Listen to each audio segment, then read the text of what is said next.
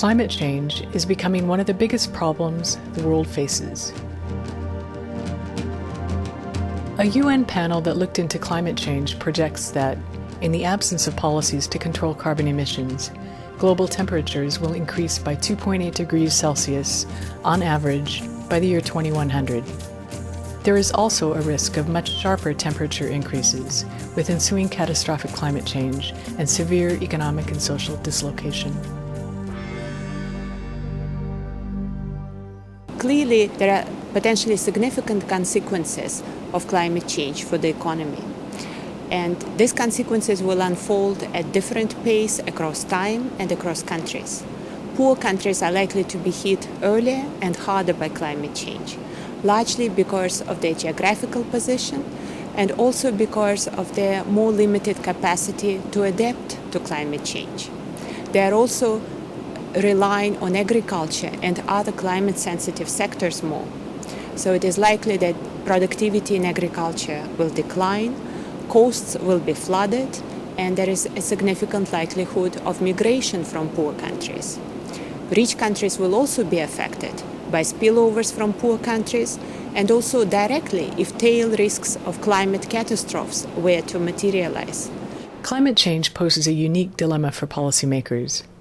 The benefits of policy action are uncertain and would accrue largely to future generations, but the costs of policy action are immediate. I think many countries are really still at the stage of coming to terms with the scale of the challenge and also thinking through how they're going to be dealing with them in financial terms, which is not simply a matter of mobilizing their own additional resources, but thinking through what opportunities they can find for assistance from other countries, possibly from selling rights to emit carbon, and thinking through also some of the opportunities that financial markets can offer in terms, for example, of catastrophe bonds, weather derivatives, these kind of things. A recent IMF study argues that the role of fiscal instruments, notably taxing and public spending, is central, indeed indispensable, for both mitigating and adapting to climate change. The potential role of the fiscal system is really to provide proper incentives for people to reduce their emissions in recognition of the damage that they're causing to other people around the world.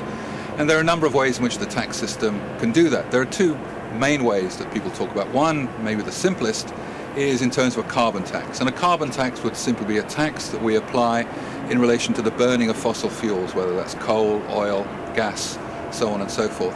And that would be fairly straightforward. It'd be much like the kind of excise we already have on gasoline, but extended to a wider range of fossil fuels. The other possibility is what's called cap and trade. And what you do there is you essentially determine a fixed amount of emissions you're going to allow, and then you sell the right to make these emissions. You create a market in which people can buy and sell the right to emit greenhouse gases. And that's, for example, something that the European Union already does to a limited extent amongst its own members.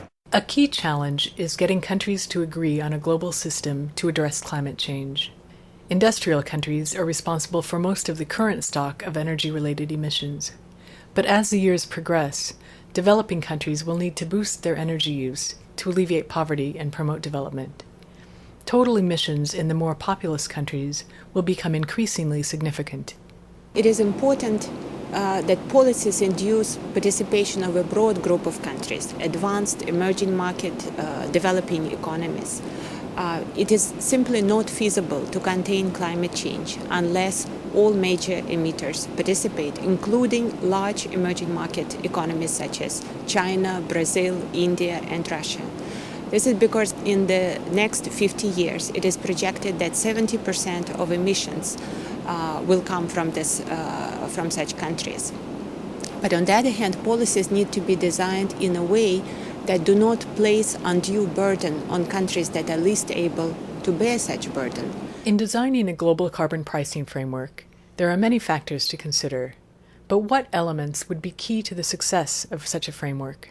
Well, we think there are two things that are really critical. One is credibility of the path of this price, whether induced by tax or cap and trade, looking forward not only over the next few months, but over the next several years.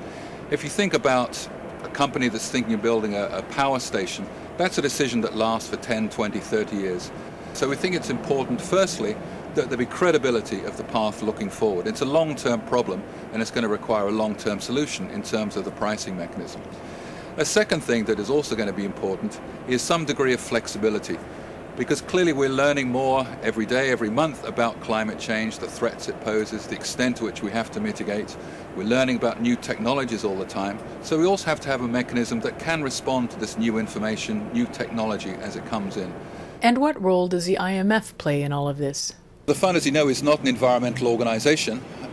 We work very closely and have for several years with the World Bank, particularly to draw on their environmental expertise on a range of issues. So our general strategy is really not to try and duplicate or to second guess other institutions on the environmental sectoral aspects, but to draw on their expertise to try to bring to bear our own comparative advantage, which is on the macroeconomic, fiscal and financial side of the problem.